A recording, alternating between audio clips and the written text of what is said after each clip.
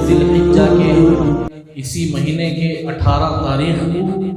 صبح میں حضرت عثمان غنی رضی اللہ عنہ کو شہید کیا گیا۔ ویسے تو کسی نبی کے لیے اللہ کے نبی صلی اللہ علیہ وسلم نے یہ جملہ استعمال نہیں فرمایا جو حضرت عثمان کے لیے استعمال فرمایا، اور کسی صحابی کے لیے یہ خوش نصیبی نہیں رہی جو حضرت عثمان کے لیے بنی ذوالنورین بن، یعنی دو نور کو حاصل کرنے والے رسول اللہ صلی اللہ علیہ وسلم کی دو صاحب زادیوں سے ان کا نکاح ہوا، دونوں بیٹیوں سے نکاح ہوا۔ ایک مرتبہ رسول اللہ صلی اللہ علیہ وسلم عمرے کی نیت سے صحابہ کے ساتھ نکلے تھے۔ جب صحابہ کے ساتھ حضور علیہ السلام مکے کے قریب پہنچے تو لوگوں کو معلوم ہوا، مکے والوں میں یہ چرچا اور آواز اٹھنے لگی کہ رسول اللہ اپنے اصحاب کے ساتھ مکے پر چڑھائی کے لیے آ گئے۔ تو حضور علیہ السلام نے ان کو بتایا کہ ہم عمرہ کی نیت سے آئے ہیں، ہم مکے کو حاصل کرنے اور مکے پر چڑھائی کرنے کے لیے اور مکے کو فتح حاصل کرنے کے لیے نہیں آئے ہیں، بلکہ ہماری نیت ہے صرف عمرے کی۔ لیکن کفار مکہ نہیں مانے، تو حضرت عثمان غنی رضی اللہ عنہ کو رسول اللہ صلی اللہ علیہ وسلم نے امیر بنا کر، قاصد بنا کر بھیجا تھا کہ عثمان تم جا کر وہاں مکے کے حالات دیکھ کر آؤ۔ ایک طرف حضرت عثمان گئے تو دوسری طرف ایک جھوٹی آواز نکلی، بیکار کی سی آواز نکلی۔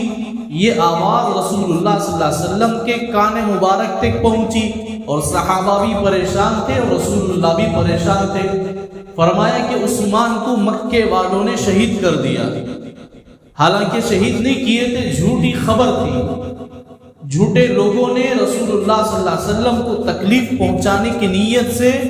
انہوں نے حضرت عثمان کی شہادت کو بلند کیا، اور رسول اللہ صلی اللہ علیہ وسلم نے ایک درخت کے نیچے بیعت کی جس پر ایک ہاتھ رسول اللہ کا ہوتا ہے اور دوسرے صحابہ کا ہاتھ ہوتا ہے، اور اس پر قسم کھاتے ہیں کہ ہم عثمان کے خون کا بدلہ لے کر رہیں گے۔ اور پھر رسول اللہ صلی اللہ علیہ وسلم سیدھے ہاتھ اٹھائے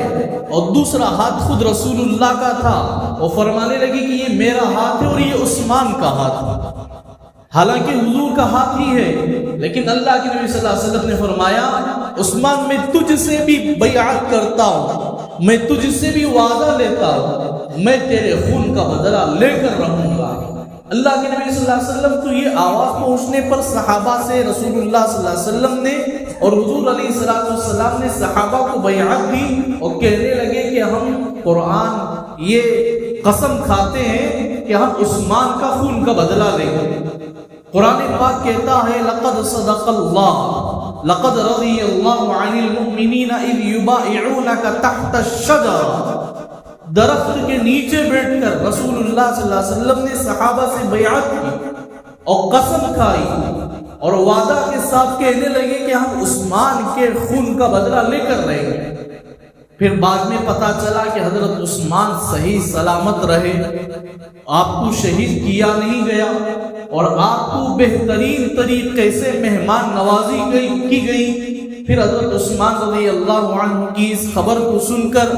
اہل مکہ خاموشی اختیار کر لیے، اور رسول اللہ صلی اللہ علیہ وسلم اور صحابہ خوشی کا اظہار کرنے لگے۔ أحب الوفاء بشتى الصور،